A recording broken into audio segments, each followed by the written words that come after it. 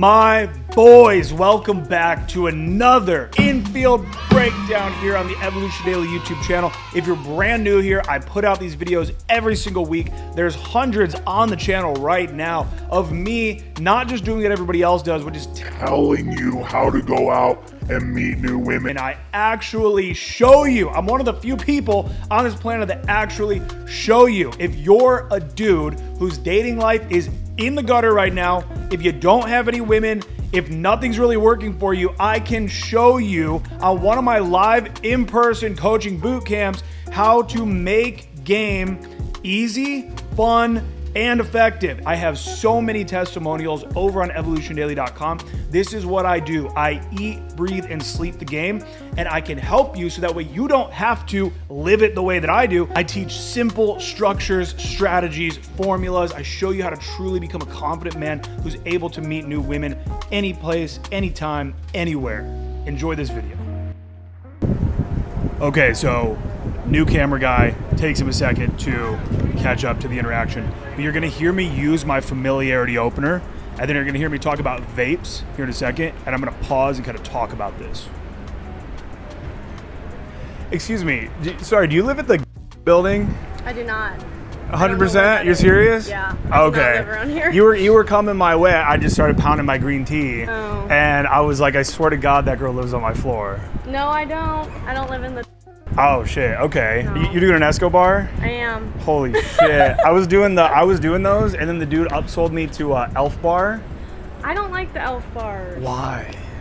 Okay, so couple of things here. One, the swag is unprecedented. Many of you guys, you're not dressing well. You're wearing baggy clothes. You're wearing graphic t-shirts, champion t-shirts, things like that. Swag unprecedented. Number two, familiarity opener. So I am just such a proponent of this opener. When you see girls out in the world that you want to talk to, look, sometimes I like to tell them, hey, I think you're really hot. I thought I wanted to come up and talk to you, all of that. I enjoy going direct, but I'm telling you guys right now, for so many reasons, this familiarity opener, hey, excuse me, do you work out at, hey, excuse me, are you friends with, excuse me, are you the bartender at, excuse me, do you live at, when you get that conversation going, I call this going from cold to warm to hot. So there are many women, maybe even this particular woman, who if I would have just stopped her and said, hey, excuse me, I thought you were really hot, I wanted to come say hi, she might not be in the mood for that conversation,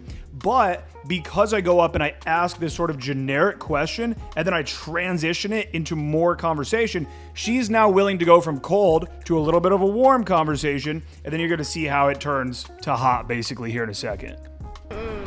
I'm off the nick now. No, I need to be. Like, it's really bad. But after I had one of these, I was like, ooh, they're really good. Yeah, it's too good. Like back in the day when when it was like either a Jewel or you had to get the huge rig and the all that.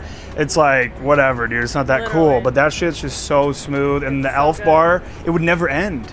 It never ended. It would last me like 5 days, and I'm like So if you guys have no idea what I'm talking about here, I am totally off the nicotine right now. I'm on my shit, but I was puffing on these Escobars, on these Elf bars. They're basically just jewels. They're like nicotine. And so I saw that she had one of those, so I started just talking about that. Now, what's most important here, though, is that I'm not begging for permission to talk about something that I want to talk about in this moment.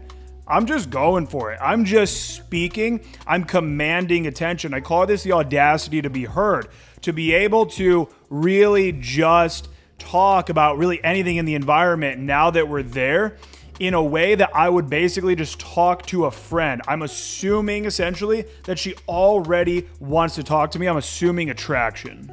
Relentless. 5 days? Chiefer. These last me like almost 3 weeks. But it's just me, so like... Oh. And it's only when I like am around people I really want it. Yeah. When I'm by myself, I'm like, no. Are you a Gemini? Yeah, I am. You are? Hell yeah. Okay, that's what's up. How'd you know that? Me too. Really? Yeah. Huh. I'm Aaron. What's your name? Nice to meet you. Nice to meet you. Yeah. What are you doing? That's crazy. I really did just feel that off of you. No, how did you know that? Yeah. Okay, if I'm being honest, the reason I guessed it is because you had pearl earrings. and Pearl is the June Yeah. birthstone. I thought maybe you saw, because this is a Gemini necklace, but I don't know if you could tell. Oh no. That's smart. Yeah. Context closed. I know shit. Okay, so a couple of things here. One, I'm a big fan of cold reading, dude. I'm a huge fan of cold reading because cold reading is a more fun way to get an answer out of somebody about something than to ask a question. And so, couple of things here. One, I do the cold read. I go, are you a Gemini? And that's a good one to cold read because if a girl is a Gemini, she's like, whoa, oh my God. Like you saw her reaction to that, right? But then if they're not a Gemini and they're into astrology at all, then they're offended by it. They're like, why do you think I'm a Gemini? Because Geminis are known for being evil. I'm a Gemini. Trump's a Gemini. G-Eazy's a Gemini. So we're all pretty evil people. And so they'll get offended by it and you go, oh, I don't know. Sorry. I thought I was getting like a real kind of like a darkness off of you. A darkness? Why would you say that? So you're kind of clowning on them, right? And then the mistake that I made here, though, is I actually just, instead of keeping that magic alive, like I just sensed that you were a Gemini, I then ended up confessing to her that it was because of her pearl earrings, which are the birthstone of June. And so that was why I guessed it. There was no purpose in me sort of taking away that magic. I kind of wish that I wouldn't have done it. And I mean, dude, there's proximity here as far as how close we're standing. Many guys are standing so far away from women when they're talking to them. There's so much to cover here that I'm not going to break down every little piece of this interaction. You guys need to attend one of my upcoming boot camps in order for you to come and really see how fun, easy, and simple game can actually be. How you can just go out and meet beautiful women anytime, any place, all around the world, no matter what. So I want you guys to click the link down in the comment section below, and you guys will be able to apply for one of my upcoming coaching programs. Yeah. So you don't live in what part of town you're in? No, I live like off Riverside. Okay. Like more downtown. Yeah. Nice. I just work You're there. super hot. Are you attracted to me at all, or should I not? mean, yeah. Okay. I'm just on my break right now. That's what's up. Oh, you Just work trying over to- here? yeah. Okay. Nice. So. Well, maybe I call that the big bomb of sexuality. Guys are always, how do I make it more flirtatious? How do I spice up the conversation and make sure it's a man to woman and she knows whatever? Bro, you don't gotta wait for this perfect moment. You don't gotta wait for this awesome moment where it's like, oh, here's my opportunity. Bro, middle of that conversation, I just go, you're super hot, by the way. Yeah. Nice. I just You're work there. super hot. Are you attracted to me at all, or should I not? mean, yeah. Okay. I'm just on my break right now. That's what's up. Oh, you Just work trying over to- here? yeah. Okay, nice. So. Well, maybe after one of your shifts one day, we could swim or some shit. I got a pretty dope pool with a little fountain. Do you? I could take some thoughty ass little pics of you in front of the waterfall or something. Oh. Just what I need. Yeah, Oh, yeah. Down. let's do it. How long's your break right now? Just 30. Okay. I gotta get back in like 10 minutes. Yeah, that's what's up. Yeah. You said downtown is? Mm-hmm. Okay. Yeah, I moved here back in June. Here, pop your number in here. I moved here back in June and I had visited before and I thought it was lit, but now Yeah, I like the area it's a lot. fine, but I'm definitely gonna move downtown next year. I'm not really fucking with I it. love it more downtown. You're just closer to every. Can I call you Sure. a very pretty name? I hate the name. Why are you like Nordic or some shit? You you got this blonde hair, blue eye. I'm Dutch, Okay. but I just moved here from Colorado. Oh, sick. I lived in, do you know, well, have you been to Boulder? Mm-hmm. You know the Lucky's, like the flagship Lucky's Yes. store? Yep. So, another cold read there where instead of me asking, so where's your blonde hair, blue eyes from? I'm somewhat signaling that I'm attracted to her for that reason. And I'm just cold reading. What are you like? What are you, a Viking or something? Or Nordic or something like that? And if you notice, actually, I changed the conversation But then she still wants to get back to getting to know me more. She goes back to, oh, I'm from Colorado, whatever. And now this is a very good indicator of interest. Not only did she already tell me earlier that she's attracted to me when I asked, but I call this conversational contribution. Conversational contribution is if you guys have ever done cold approaches, you know that feeling where you're just talking and the girl's not giving you anything back. And that's not a good feeling. And so when they are giving you back conversation, that's conversational contribution. It's a great indicator of interest. You actually do? Yes. I have a good friend here. He lives here now. He's from Boulder. He has no clue what Lucky's I'm talking about. I'm like, bro, you're full of shit. You don't even live there. He didn't even live there. I was gonna go to CU Boulder, but long story short, that didn't happen. Yeah. Now I'm not in school, so I moved here. Okay. We're just vibing out here. But all my friends go to Boulder, so. Okay. Nice. I lived in an RV out there next to that Lucky's for like 30 days. Yeah. Fun. I was on a road trip all across the country, realized I was spending so much money on Airbnbs and hotels. I was like, bro, if I bought an RV, I would save money. And I actually found an RV and bought it and then drove it slowly all the way back to Ohio. I would do it if I don't think I could do it by myself, but. So I gotta point out something before this interaction wraps up.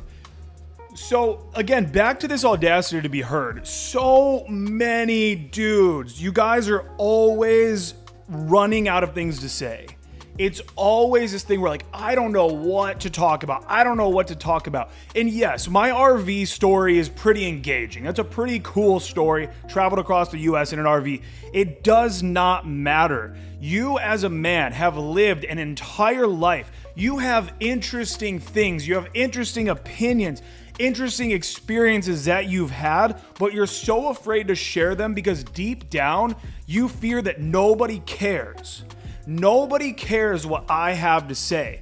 And the thing about seduction, the thing about cold approach, is that we are taking a stranger, we're performing alchemy. We're taking a stranger and turning her into a girlfriend, a wife, a hookup, whatever it is. And so they have to get a sample of who you are.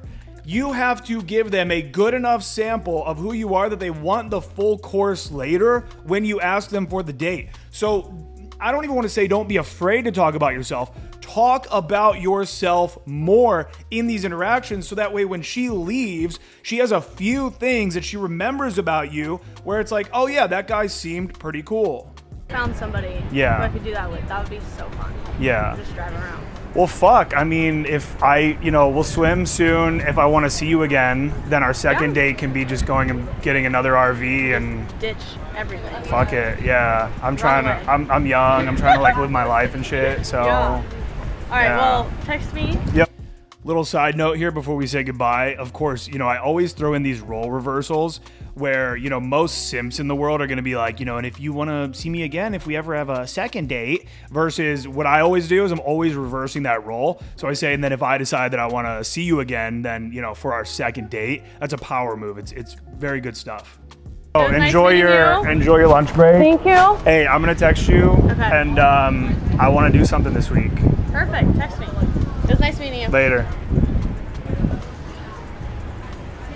And there you have it, folks. Another awesome Daygame Infield breakdown. Click the links down below to apply for one of my upcoming coaching programs. These fill up fast. Do not miss this opportunity. I want to work with you in person to show you that approaching, going out and meeting new women can be simple, it can be effective, and it can be fun. I show you guys how to have fun actually meeting women because that's what this is supposed to be.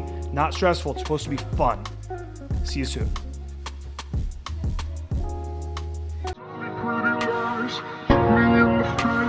Tell me that you love me, even if you don't be pretty like